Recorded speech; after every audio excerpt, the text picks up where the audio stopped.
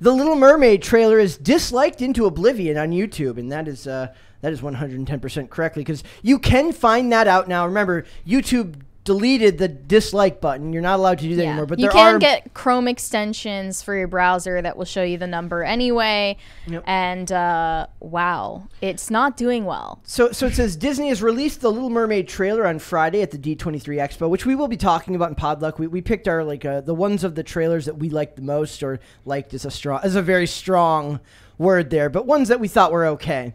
So they released it at D23, and people aren't happy with it, judging by the number of dislikes on YouTube. While YouTube did disable the dislike feature, there is a Google Chrome, they spelled it Google Chrome, yes, extension that enables the dislikes, such as the Return to YouTube dislike extension.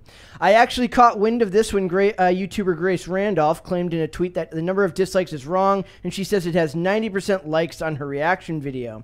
Well, yeah, I know, I'm sure that's completely what it is.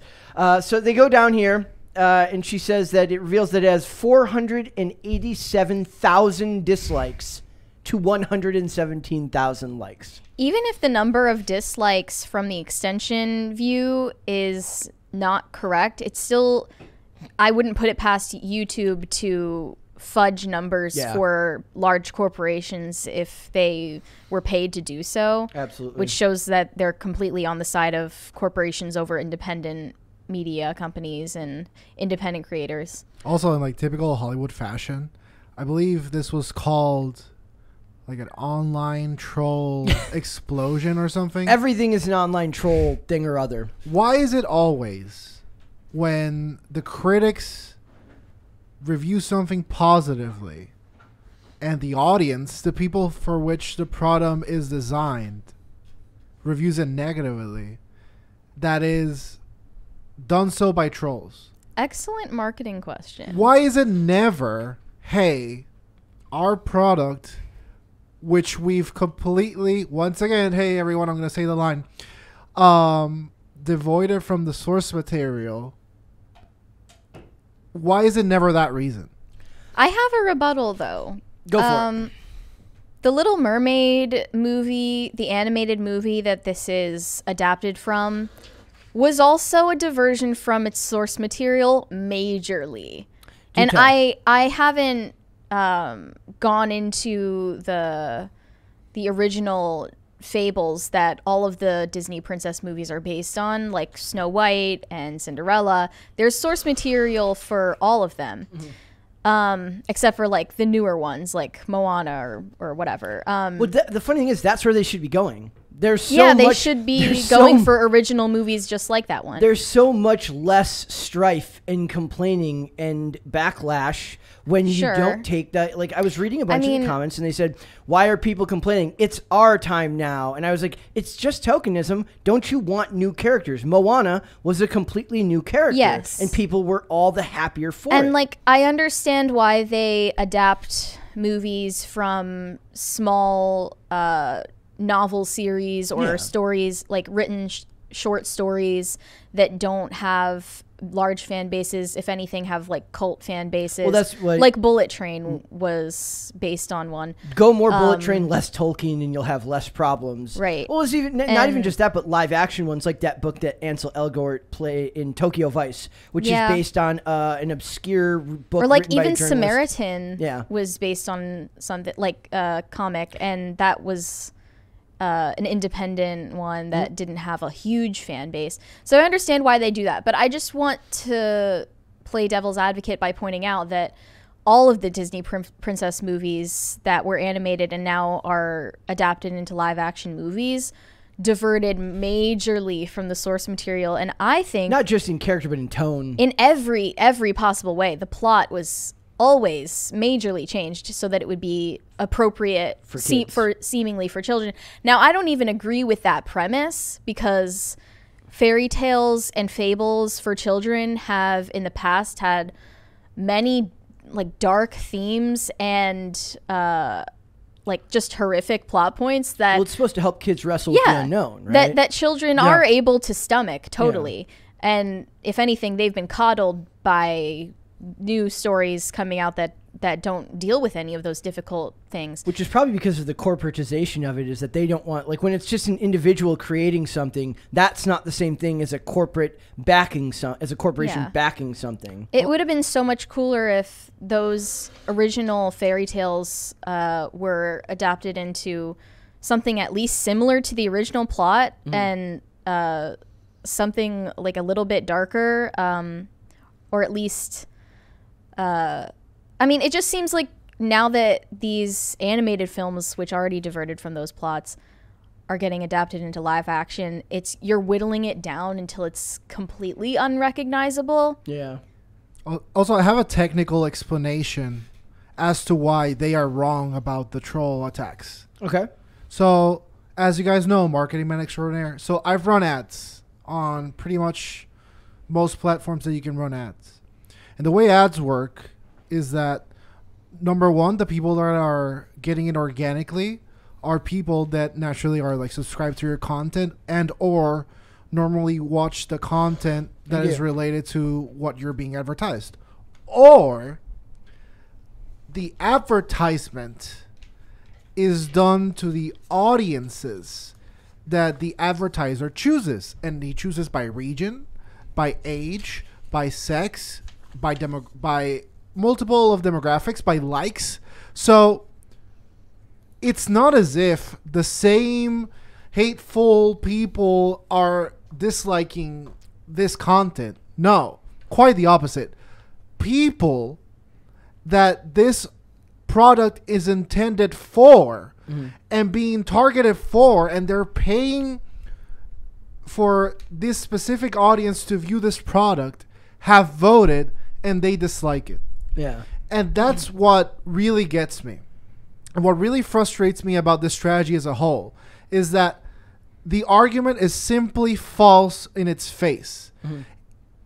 The people that of which these stories are intended for are not enjoying them. Are those people the children, or are they Disney adults? Disney adults. I don't know. I don't even know what they... Or is it both? It would Like, have to be if we Disney had casuals. the fly on the wall perspective of how this movie was marketed, how they're planning for it to be marketed, are they primarily going for the Disney adults who watched the 1989 film? I can't check. Or new audience? But the thing is, there isn't a category within the system when you're doing the ad that says Disney adults. Would the magic demographic be? Wait, Disney? that's a category? No, you're saying there wouldn't be. Okay. There's not. That's what I'm saying. Wouldn't the Okay. magic demographic then be Disney adults with kids? Maybe, yeah. Like, if that's a thing. I don't know if that's a thing. I mean, it's got to be, right? Yes. But not all of them. I do want to know what your guys think of like I said, the fact that they're changing anything, it's absolutely a weird form of like cultural, like they're pushing forward, they're doing it on purpose. I took great issue with the idea that one of the articles called it colorblind casting because it was the opposite of colorblind casting. It was color conscious casting. They were never going to cast somebody they who just want the plausible deniability of it being so-called colorblind. It doesn't really bother, like the Halle Bailey. I'm not going to call her Halle Berry. I promise I will not call her Halle Berry. She can sing. She can sing. That's fine. And it doesn't offend me because I don't give a crap about The Little Mermaid. That's what I'm saying. Me neither. It's not going to bother me. But I get where the people that are fed up with this stuff are coming from. The thing is, the people of which this is intended don't want it, and we keep seeing this example by example by example. Unless the marketers doing the ad are just, I'm putting money, I don't care what age, what demographic, what location, push it. And it just so happens to be that the majority of YouTube doesn't like it. Sure, but I mean, the interface to do these ads is pretty honestly simple to understand and like self-explanatory. So, I don't think they made a mistake while choosing their demographics. And even more, another example is a lot of these platforms, you can upload a contact list with different types of contact information, typically emails, and target these people directly. And let's say for Disney has a large catalogs of emails by people that subscribe by Disney Plus or whatever. They can download that list, they can upload it on social, and I want to particularly advertise to these people. And from the article we read, regardless of where people saw it, they were downvoting this. Yeah. Yep. So they just don't like it. Yep. Like, period, end of story. Also, I want to point out that this absolutely is one of those things where this is the nefarious nature of YouTube doing something like removing the dislike button, because that was the most straightforward way you had of knowing whether you were onto something with things that you created, right? Anyone can argue about bots, anyone can argue about comments, they can argue about the articles written, but like we saw with YouTube Rewind, right? When people don't like something, when something is inauthentic, there was a steadfast, proper way of letting you know that they did not like it. And removing that feels nefarious to me. The key is, though, that change was implemented for the sake of mega corporations who want to look good. It's not for the sake of people who genuinely want feedback. Because it's also to basically control the opinions of viewers. Exactly. They can control feel the like narrative. they are an exception if they dislike what they're watching, because they'll only see the positive feedback it's receiving. Because the company can dump the money into countering the narrative, and that they kind even of is a took form dislikes of, off of the comments. Yeah, that's you a form can't of dislike a comment. gaslighting. Yeah, like, and in a way, I mean, even that now, just removing the you can comment, but you can't dislike comments. If you turn comments off, that is a pretty good indication that you may not have a lot of faith in what you're putting out there. Yeah, you know where this is going. Yes, like that's a thing. Like, you have to leave that. Like, I put a lot more faith in websites that we read for articles, in the ones where I can read comments from them, whether they're comments I agree with or not. Did they turn comments off? No, the trailer? comments look like they were. Well, we can click on it and find out. I thought they were on when I checked last, but I'm not sure. But you can delete comments as well. Yes, they can. Which they they can do. absolutely. We're gonna mute And this. they shadow ban comments as well and choose keywords to ban. Yep, comments are still there. Thank you. I understand that Hallie's singing ability is obviously part of why they casted her, but let's not pretend that they didn't specifically look for a different race for Ariel, I'm because saying, like, it's totally important to them, even if it's unimportant to the audience. It's important to them, and that implication and the obvious intentionality behind it is what feels slimy and inauthentic to people. And then when the backlash comes, they know that they have their armor of you're racist, you're sexist, They have you're the homophobic. Moses Ingram response at the ready. I'm sure they probably gave Hallie the same debriefing of, like, this is going to happen to you. They have her preempt the hate. It's almost like they're setting them up for. Like, it almost feels mean that they're setting them up for that to happen. Yeah, it's basically bullying the person starring in this film or show, whatever it is. Thanks for watching this clip, guys. If you want to see full episodes or follow us on social media, links are in the description below. Bye. Bye.